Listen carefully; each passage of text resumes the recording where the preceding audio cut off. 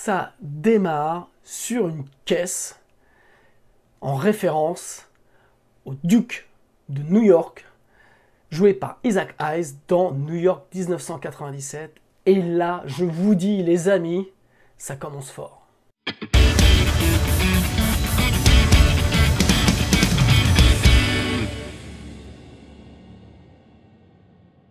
Salut à toutes et tous, c'est Jaf. Aujourd'hui dans Bibi Blabla, je vais pas être du tout original, je vais faire comme plein de gens, je vais vous parler du nouveau titre de news Won't Stand Down, sorti il y a quelques jours.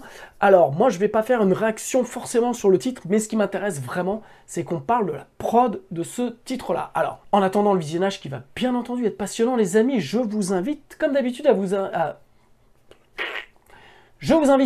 abonner à ma chaîne YouTube et comme d'habitude à cliquer sur la petite cloche par-ci ou par-là afin d'être averti des prochaines vidéos. Et pour celles et ceux qui veulent aller plus loin, vous avez des e-books gratuits à télécharger dans le descriptif avec des formations sur plein de choses. Vous irez voir. Mais là, ce qui nous intéresse, c'est Won't Stand Down de Muse avec cette superbe référence, je le redis, au Duke de New York dans New York 1997. Alors, Muse va sortir un nouvel album, c'est le nouveau titre. Le précédent album qui s'appelait, je prends mes notes bien entendu, parce que j'étais un peu passé à côté de cet album-là, je vais être honnête avec vous. Donc Simulation Theory, sorti en novembre 2018, ultra électro. La pochette faite par le gars, je crois, qui avait fait donc tout le visuel de la série Stranger Things. Donc vraiment... j'avais écouté cet album-là, je me souviens, j'ai commencé à l'écouter juste avant le confinement, et puis après, forcément, confinement, je suis passé un peu à côté, parce que j'avais trouvé que c'était un album assez déroutant pour un fan rock, mais j'avais trouvé quand même, il y avait quand même des super trucs. Alors, moi, je tiens à dire tout de suite, je suis... fan, c'est pas le mot, mais voilà, je suis Muse depuis très longtemps, pratiquement depuis leur début, et j'aime beaucoup Muse, voilà, donc j'adore la compo, j'aime l'idée du trio, j'aime le son qu'ils ont, je les ai vus une fois en live à Bercy, c'était pour l'album Black Hole and Revelation, et donc j'avais pris une énorme base, cet album-là, je l'adore. Et puis voilà, donc je suis Muse depuis quasiment le début. Maintenant, Muse, vraiment comme sa référence Queen, il y a vraiment par album, il y a des titres que je n'aime pas du tout, que je n'écoute pas, que je zappe. Et par contre, je trouve que voilà, il y a toujours au moins la moitié des titres qui sont génialissimes. Le reste, des fois, je suis un petit peu moins fan. Forcément, après avoir raté quelque part et passé à côté Simulation Theory, et surtout, j'avais bien aimé Drone. Je trouvais qu'il y avait des bons titres, des titres que, forcément, comme d'habitude, que j'aimais moins. Mais voilà, donc en général, je suis plutôt fan. Donc, le titre est sorti, j'ai vu les réactions des uns et des autres, parce que je comptais faire une vraie réaction, c'est-à-dire le découvrir en même temps que vous, voilà, vous puissiez voir ces yeux exorbités, c'était lent, vraiment, des mouvances, comme on dit. Bon, bah voilà, en fait, je l'ai écouté avant, hein, parce qu'en plus, j'ai préparé mon boulot. Et puis, surtout que la semaine dernière, je suis allé avec des amis visiter le studio Besco. On avait des trucs à voir là-bas. Et donc, je crois qu'il est sorti vendredi dernier, donc c'était vendredi. On a écouté le titre sur une petite enceinte JBL, voilà, que j'avais à la maison. On a tous fait... Oh, et puis, arrivé au studio Besco, j'ai dit à mon pote Luc, tiens, si on écoutait le nouveau Muse sur les grosses enceintes.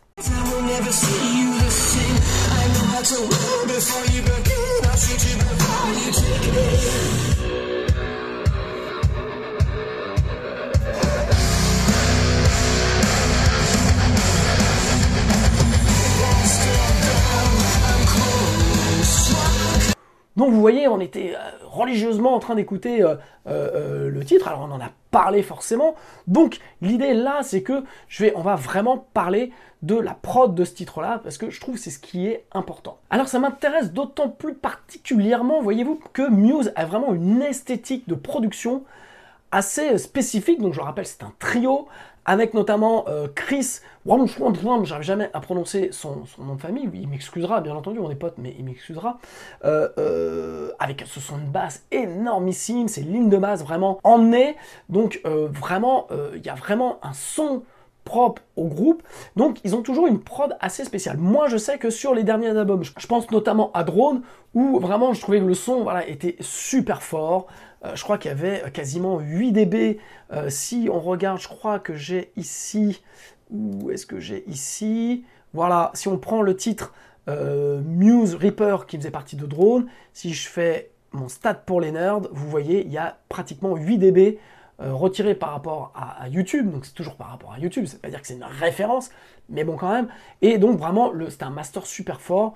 J'avais pas super apprécié le son, je trouvais qu'il y avait vraiment des bons titres, mais je trouve que c'est des albums, quand ils sont masterisés trop fort, c'est toujours, je trouve ça fatigant à écouter, je trouve pas ça musical, c'est agressif, sachant que le son de Muse, à la base déjà, est déjà par la basse et la guitare qui est très spécifique, où le son de Matthew Bellamy à la guitare sort un peu des codes et rock et métal, avec un son très synthétique, limite on a l'impression d'une color box. Mon ami White sait de quoi je parle, et donc vraiment, on a vraiment ce son très très spécifique, je trouve, à Muse, qui est super intéressant dans l'esthétique du groupe.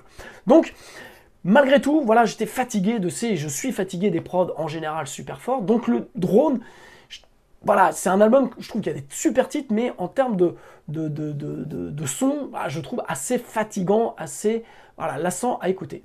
Donc, là, ce titre-là, on va bien entendu en parler. Ce qui est intéressant déjà, si on fait la même chose, les stats pour les nerds, c'est que on n'a plus que 5 dB. Donc quelque part, on a quasiment gagné 3 dB d'écart. Et je peux vous dire que dans ces tranches-là de mastering, ces 3 dB-là sont vraiment 3 dB qui viennent vraiment casser.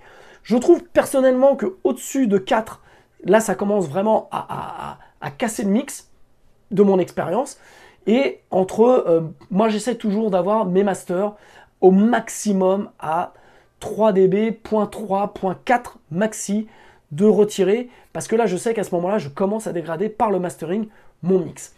Donc j'essaie toujours d'être approximativement dans les 3 dB, ça c'est l'idéal. Je trouve que c'est le bon ratio pour avoir un mastering qui est percutant, mais quand ça passe sur les plateformes où on va lui retirer que 3 dB, ça ne retire pas l'essentiel de l'information que moi en tant que producteur, mixeur, j'ai voulu mettre. Voilà pour la petite histoire. Alors, sans plus de fleurs de rhétorique, nous allons passer à l'écoute de ce titre-là. Donc je vais mettre mon fameux casque holo que vous connaissez depuis le temps. Et puis on va écouter. Donc ça commence bien sur la voiture du Duke de New York. Référence. Alors je ne vais pas trop parler du clip. Le clip est somptueux. Pareil, est vraiment bien fait, bien réalisé. Donc je vais pas en parler. On va s'occuper de la prod. C'est parti les amis.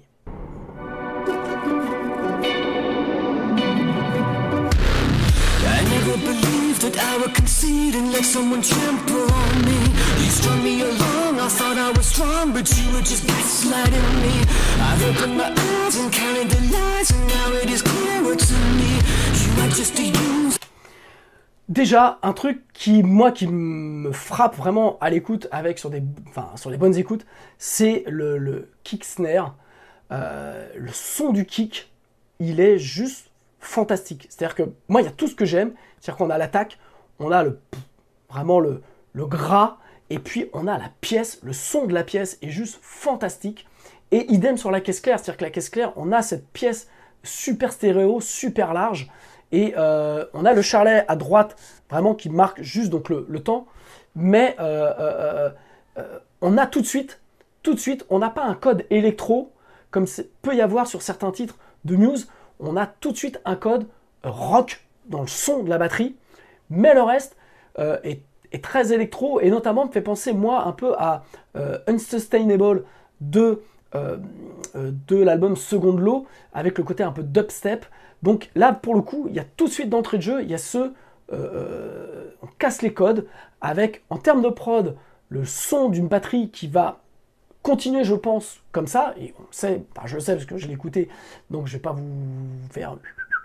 Donc, avec un son de batterie qui va être vraiment très rock, pas métal, très rock, parce que ultra ample, et toute cette partie-là avec le côté dubstep. Alors moi, c'est vrai que, petit aparté, l'album Second Law, j'avais vraiment bien aimé, dans le sens où, surtout en termes de prod, parce que ça avait été mixé par Chris Loredge, et que le son était ultra rock, moins agressif, moins métallique, on va dire, moins compressé, à la Chris Loredge, avec vraiment de l'ampleur, notamment sur la batterie, et j'avais bien aimé la prod de cet album-là. On continue.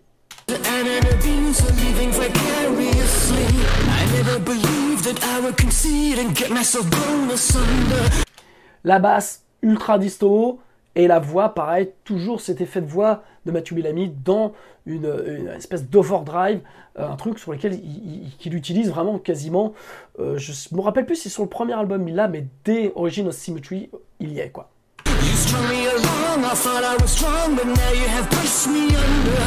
Et sincèrement, les coups de kick sont juste jouissifs. J'ai pas d'autres mots. En tout cas, moi, en termes de prod, c'est génial.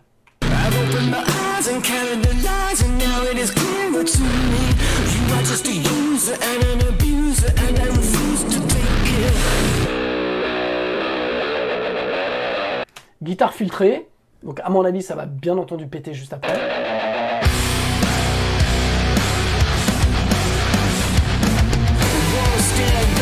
Ok, donc pré-ref avec les guitares qui poussent, très court, pré-ref pardon, très court sans de chant. Là, on profite de l'espace de la prod de la batterie ultra large, très ample, avec cette guitare donc qui commence mono au centre, très filtré, avec après le son propre à Matthew Bellamy qui est pas métal en gauche-droite, et là après ça part sur le refrain.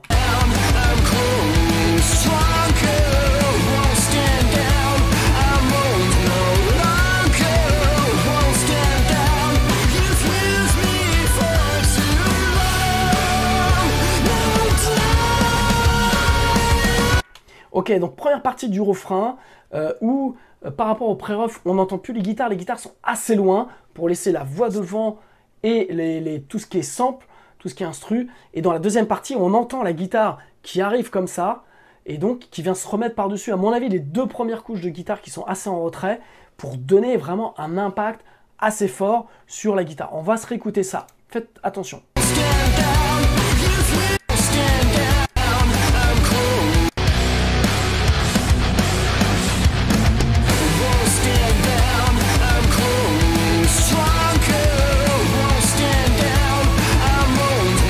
Vous entendez les guitares loin et tout ce qui est orchestration, violon devant.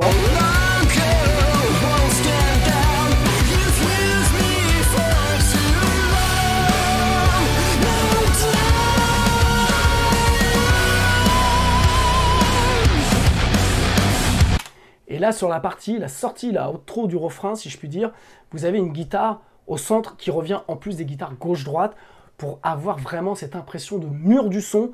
Donc cette guitare-là, je joue pas forcément, j'ai pas l'impression qu'elle joue exactement la même chose que Chris, mais vient vraiment pousser le côté guitare, et ce qui donne vraiment ce côté super droit, enfin ouais, comme un mur, sans avoir les guitares gauche-droite qui prennent le pas et qui soient trop devant au mix. On garde toujours l'impulsion kick snare avec cette room, ce côté vraiment ultra ample de la batterie.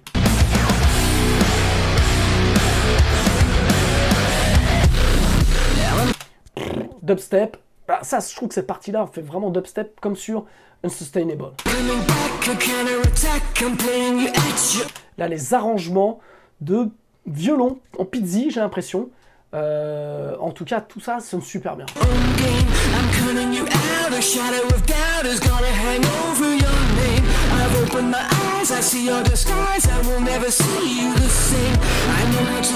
C'est très cinématographique, les arrangements, soit sur les violons, sur ce qu'on a eu à un moment donné au son qui fait pou, pou, pou, pou. Et là, on va voir un autre truc qui va se passer sur la droite, de mémoire.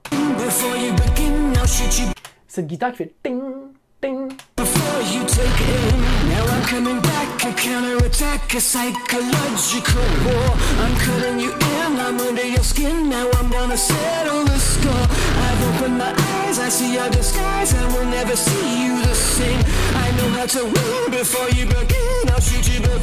Ah ouais, cette guitare limite reggae dans le côté gauche, avec un son de spring reverb assez surprenant. Là, ce deuxième couplet en termes d'arrangement, il est juste mortel, je trouve.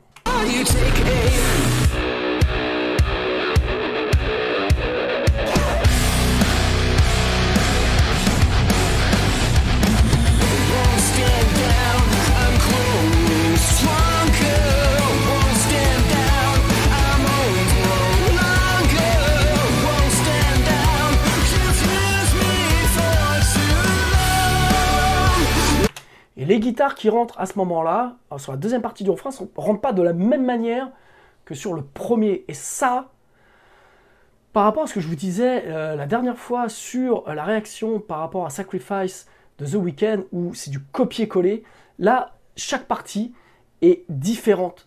Chaque refrain est différent. On n'entend pas de copier-coller, c'est jouer. Nom de Dieu.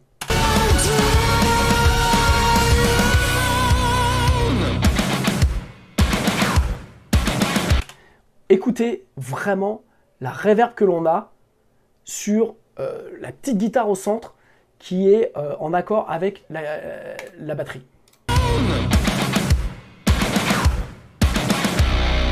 C'est la reverb de la batterie en fait, qui est différente, j'ai l'impression, des autres parties.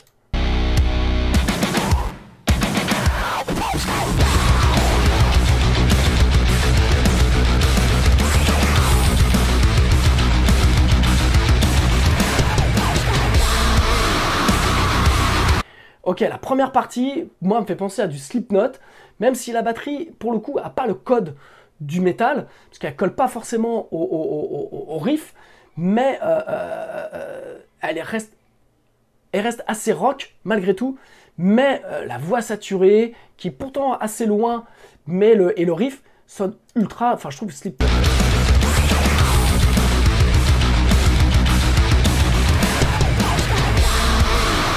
Écoutez cette descente de tom, comme elle sonne la mort.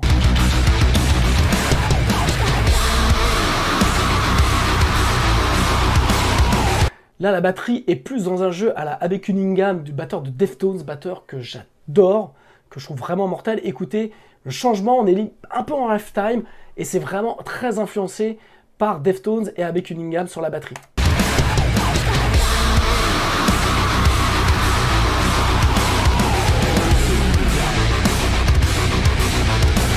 Il y a une guitare aussi au centre qui vient se rajouter des deux guitares gauche-droite. Écoutez, c'est super riche.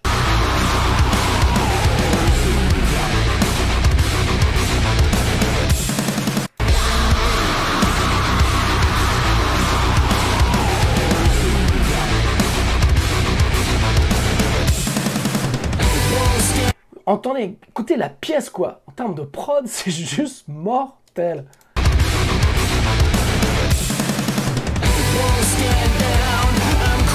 Ok, après on retourne sur la suite. Arrêtons-nous là pour l'instant. Vraiment, ce pont est génialissime parce que il passe de Slipknot à Deftones. Donc, certains ont dit, ouais, Muse a tourné métal. Non, de toute façon, Muse a toujours été métal. Si vous prenez le titre, Dead Star, c'est déjà en 2002, Dead Star était un titre ultra métal.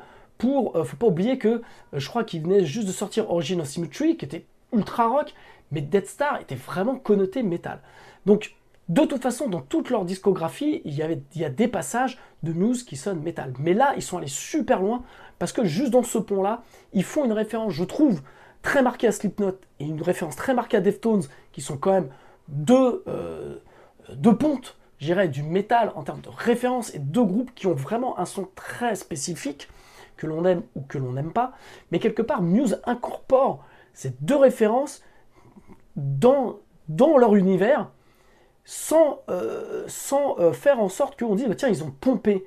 Vraiment, ouais, moi, c'est au bout de plusieurs écoutes que je me suis dit, mais tiens, mais ça me faisait penser à quelque chose, parce qu'en fait, première fois que vous l'écoutez, je trouve que ça passe crème, et vous dites, ouais, Muse se met à faire du métal. Donc je leur dis, Muse ne se met pas à faire du métal, toujours fait quelque part un rock très spécifique, teinté de métal et de plein de choses, vraiment très crossover.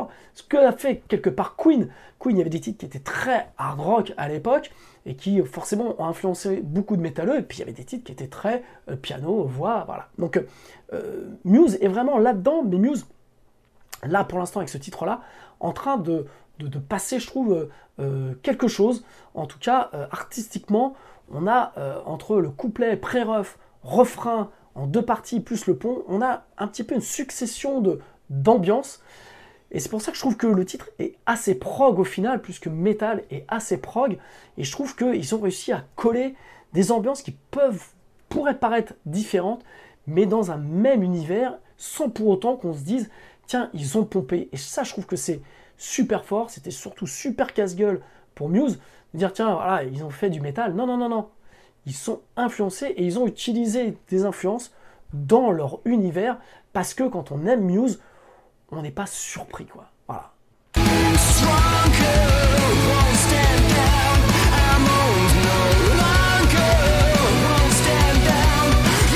Alors je vais juste aller voir l'autre refrain avant, parce que là j'ai l'impression qu'il y a plus de violon encore.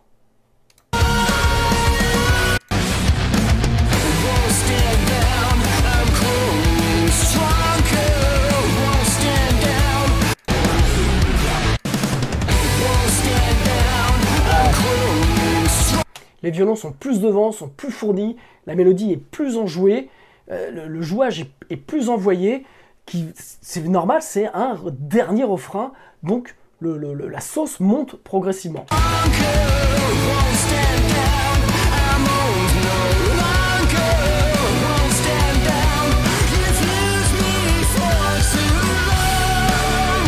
Pareil, les guitares qui arrivent sur la sortie ne rentrent pas de la même manière.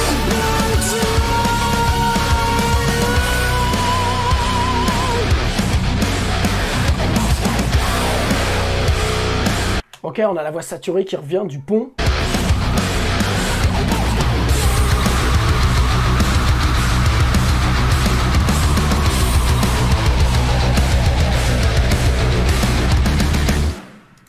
Ta ta ta ta, vous entendez la pièce? Je suis amoureux de la pièce, moi.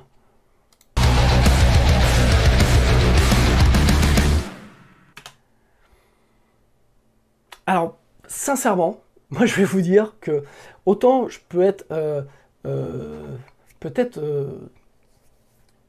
sévère, voilà, je reprends au dernier Mastodon, j'adore Mastodon, mais je trouve que leurs prods sont nazes, je trouve que le dernier album est un chef-d'œuvre, mais la prod est ratée, je trouve que c'est inaudible, c'est pas agréable, ça ne flatte pas l'oreille, on n'a pas envie de rentrer dans l'univers. Autant là, moi je connaissais pas Dan Lancaster, donc qui a mixé l'album. Il a bossé avec de mémoire Good Charlotte, avec Bring Me the Horizon, donc je le connaissais pas, parce que c'est pas le genre de groupe que j'ai, enfin j'ai pas écouté trop ce genre de groupe, et sincèrement, alors même si pour le coup je trouve ça un poil fort, mais on va en parler juste après, je trouve que là, ça c'est du, je dirais il y a un vrai travail de mix, quoi, c'est-à-dire que c'est énormissime le travail de mix qui a été fait, l'ambiance de la batterie, je le redis, est juste fantastique. On entend les violons qui arrivent progressivement, on entend l'ambiance dubstep sur les couplets, ce mélange d'électro et de métal. On entend cette pièce qui fait le lien sur tout le morceau, et ça c'est la partie, je dirais, de producteur, vraiment le vrai bon choix pour remettre peut-être Muse sur des rails rock. Après l'album précédent qui était ultra électro, qui a pu en décontenancer certains, mais là je trouve que d'entrée de jeu, ils gardent leur influence dubstep, électro, mais c'est replacé tout de suite dans le rock. La prod est génialissime, donc là voilà, là il y a un vrai boulot, même si je trouve que, comme je vous l'ai dit, il y a 5 dB retirés. Alors, je me suis renseigné un petit peu, je connaissais pas, la personne qui a fait le master, c'est Chris Geringer, qui en fait a surtout travaillé sur du R&B avec Drake, Rihanna, Demi Lovato, Nas, bref, je trouve qu'il y a un vrai parti pris de Muse, il y a un vrai, comme de toute façon tout ce qu'ils ont fait jusqu'à présent, c'est-à-dire qu'ils ont été chercher donc un mixeur qui a amené vraiment une esthétique propre à ce qu'ils faisaient. Alors, ils travaillaient régulièrement avec Rick Astley, moi qui est un de mes producteurs préférés, et mixeur préféré, même si j'ai trouvé que voilà, le drone, j'ai pas aimé le son, j'ai pas aimé la couleur, l'esthétique, mais en gros Rick Astley, voilà, pour moi, fait partie des grands producteurs, grands mixeurs qui existent. Et là, en fait, ils sont allés chercher donc Dan Lancaster, qui n'a pas un palmarès aussi fourni que Rick Astley, ou même que CLA, avec qui ils avaient bossé sur The Second Law, qui avait fait, je trouve, une superbe prod. Et là, en fait, Dan Lancaster a réussi un tour de force, c'est-à-dire d'avoir une production ultra léchée. Enfin, sincèrement, il n'y a rien à dire, quoi. Tout est clair, tout est défini. On a ce qui est des guitares, on les entend comme guitares, les violons, on les entend comme des violons. L'ambiance de la batterie est énorme, le son de basse est fourni. Enfin bref, c'est vraiment un sans faute en termes de trucs. Pourtant, il n'y a rien de plus casse-gueule à mixer qu'un titre comme ça. parce qu'en fait, comme il y a trop d'ambiance, l'erreur, ça serait de découper en 4 ambiances différentes, et là, ça aurait été indigeste. Sauf qu'il a trouvé la bonne idée, c'est d'utiliser cette ambiance batterie, au final, qui est rock, puisqu'on a vachement d'ampleur, qu'on n'a pas trop sur des batteries assez métal. Pour moi, la référence d'une batterie comme ça, c'est un album que j'aime beaucoup, c'est Strabbing the Drama de Soulwork, où la batterie de Dirk Verbeuren est comme ça, est super roomy, et ça fonctionne super bien avec cette espèce de couleur, de peau sur le kick et la snare. L'esthétique de la batterie est super réussie, les sons de guitare, eh bien, on a cette idée de guitare très, très synthétique, comme a souvent Matthew Bellamy, mais qui fonctionne parfaitement.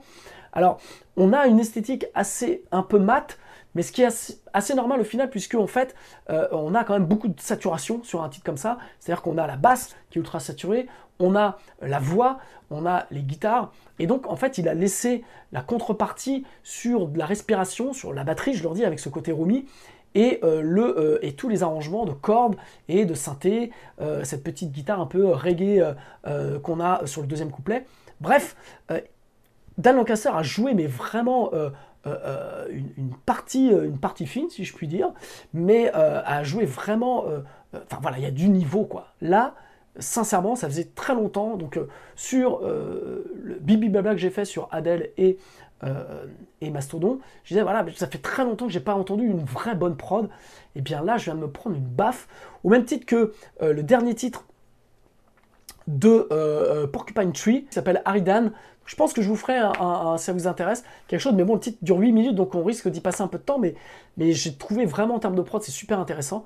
Donc bref, choix payant sur le mixeur, sur la personne qui a fait le master. Alors, le seul truc que je pourrais dire, c'est que forcément, moi j'aurais voulu entendre les guitares peut-être un tout petit peu plus devant, mais quand même, bon, on a quand même 5 dB retirés, donc on commence à avoir un master un peu fort, et que c'est peut-être pas les codes de notre ami Chris Gehringer, puisqu'il fait essentiellement de la R&B, mais il a apporté ce vernis très lush, très doux au final. Voilà, quelque chose de super soyeux. Moi, c'est vraiment l'impression que j'ai dans cette esthétique, contrairement à d'autres où c'est super comme ça. Voilà. Là, tout est super bien emmené. Donc voilà, j'aurais peut-être aimé avoir les guitares un peu plus comme ça, mais n'oublions pas que quand on commence à avoir des niveaux comme ça de mastering, il y a un moment, le tuyau il reste le même, et que vu que le mono est assez privilégié sur la room batterie, eh bien forcément la stéréo il perd un tout petit peu. Mais voilà, c'est histoire de chipoter, parce que vous me connaissez, je suis un chipoteur. Mais sincèrement, c'est pour moi, artistiquement, c'est énorme. Et en termes de production, c'est la baffe que j'attendais depuis longtemps. Donc je vais aller mettre un tout petit peu de talc après cette petite séance, parce que je trouve que voilà, c'est pour moi un nouveau point de mire, une nouvelle ligne d'horizon, ce type de production. Vraiment, je suis assez surpris. Alors on a un côté forcément un peu mat, comme je vous l'ai dit, mais bon voilà, ça fait partie de l'esthétique de Muse, et ça fonctionne. Donc je dirais, pari réussi pour Muse, qui revient en super force, qui met vraiment la fessée à beaucoup de groupes, et vraiment en termes de, je leur dis, d'esthétique, c'est un titre qui est fait en plus pour les stades, donc je pense que ça va vraiment péter en live. Ça nous sort enfin de ces productions mixées dans un limiteur où tout est à balle, et d'ailleurs on va les appeler les productions tout à balle, si vous le voulez bien. Et donc voilà, on a un truc qui est du niveau de ce qu'on doit attendre d'un groupe comme Muse. Voilà, ce que je disais sur The Weeknd, où je trouve que la prod est super cheap derrière, même si c'est super bien mixé par Serban, mais où le reste quand même ne sont que des instruments virtuels. Là, on a des parties différentes, on a un jouage différent, on a des vrais musiciens, on a une prise de risque, on a un truc qui est vraiment fort, et je trouve que Muse, avec ce titre-là, va pouvoir parler vraiment et à la scène rock, à ses fans habituels, et en même temps à la scène métal. Donc sachant que Muse est assez décrié par la scène métal, mais peut-être que on pourra peut-être dans un futur proche les voir au Hellfest, pourquoi pas. Alors je sais qu'il y en a plein qui vont me dire que je raconte n'importe quoi, mais Donc Muse a réussi son pari, cette ambition artistique, cette ambition esthétique, vraiment un peu comme les meilleures productions de R&B aujourd'hui. Ils ont vraiment été plus loin, ils ont dépassé les codes du rock et du métal, je trouve. C'est ce que moi j'applaudis dès demain, ce type de pari. Je trouve ça vraiment, vraiment fort. Et surtout, ils sont vraiment renouvelés après un dernier album qui était, que je dis, un peu casse-gueule, quand même malgré tout, qui était malgré tout novateur dans la prise de risque. Mais là, ils reviennent ultra fort avec une espèce de synthèse de ce qu'il y a de mieux de Muse. Donc ils affichent vraiment l'ambition d'être le plus grand groupe du monde, hein. Ça on le sait depuis le départ que Matthew Bellamy veut vraiment faire de Muse le plus grand groupe du monde. Je pense que là ils sont en passe, et en fait la question est, est-ce que depuis l'arrivée de Muse, début des années 2000, est-ce qu'il y a eu un plus grand groupe que Muse? Voilà, je pense que, si je dis pas de bêtises, Muse est le dernier grand groupe du monde à rivaliser avec les U2, avec les vieux groupes qui sont là depuis beaucoup plus longtemps qu'eux. C'est le dernier gros groupe vraiment à remplir les stades et à chaque fois à prendre des risques, comme l'a fait U2 en son temps, voilà, artistiquement, comme vous prenez un album comme Artoon Baby, ou même comme un album de Joshua Tree, voilà, il y a eu, et pop, je parle pas de pop après, mais voilà, il y a eu des vraies prises de risques, et je trouve que Muse fait avec cet album-là, en tout cas avec ce titre-là, on va voir l'album, mais fait vraiment des bonnes grosses baloches pour pouvoir prétendre à être le meilleur groupe de rock du monde, d'enterrer un petit peu les autres qui commencent à être un poil vieillissants. Donc vraiment Muse est en train de devenir le groupe, je trouve, peut-être, on va voir, si on a la chance d'aller les voir dans des stades ou en concert, d'être vraiment, de se renouveler et d'arriver très très fort. Donc la question, peut-être, est-ce que vraiment Muse n'est-il pas n'est-il pas le groupe qui va enfin révolutionner le rock et qui va peut-être ramener le rock sur le devant de la scène? On va finir sur cette note. Alors je sais qu'il y en a qui vont me dire mais c'est de la merde, et puis d'autres que voilà. Donc j'attends vos commentaires là-dessus, sur que pensez-vous de ce titre de Muse. Est-ce que vous pensez que Muse va amener quelque chose réellement rock? Alors il y en a qui vont pas aimer, bien entendu, mais nous pouvons en discuter avec toute la bienveillance possible, et on a le droit de ne pas être d'accord, chers amis. Donc les haineux, les haters et les autres, vous pouvez passer votre chemin. Voilà, de toute façon, je vous répondrai puisque je suis amour. Et puis, en fait, moi, ce qui m'intéresse, c'est vraiment ce que vous en pensez et d'argumenter. Voilà, n'ayons pas peur d'argumenter et de dire réellement ce qu'on pense. Je vous embrasse. Merci à Muse pour ce titre-là. Et puis, on se retrouve très bientôt. Ciao.